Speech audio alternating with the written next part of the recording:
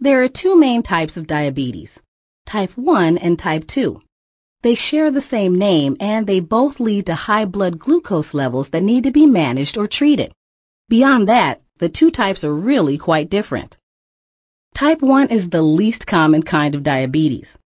Out of the 250 million people in the world who have diabetes, less than 10% of them have type 1. That's just 1 out of 10. In type 1 diabetes, the body's autoimmune system attacks and destroys the cells in the pancreas that produce insulin. So, while the pancreas is active in other ways, it produces no insulin at all. And without insulin, glucose can't be used for energy, and it builds up in the bloodstream, which isn't good. In fact, too much blood glucose can be toxic.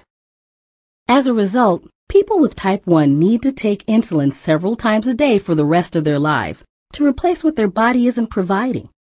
They also need to pay close attention to what they're eating and how their physical activity is affecting their blood glucose levels. You may have heard type 1 called juvenile diabetes because it's most often diagnosed in children. Today, it's simply called type 1 because people can develop it at any point in their life.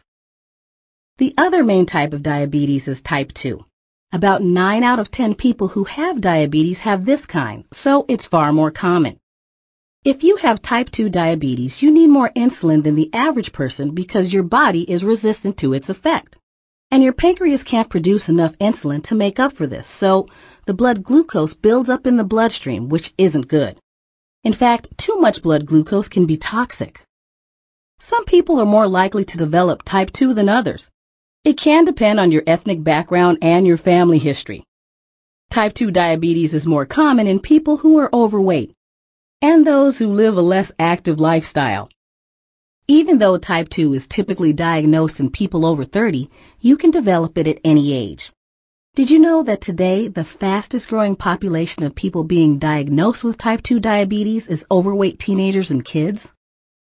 No matter what the type, all diabetes is serious and needs your attention. The good news is, if you take care of yourself and work closely with your healthcare team to stay on top of your condition, you'll be better able to keep your blood glucose levels closer to the ideal range, which is the key to staying healthy.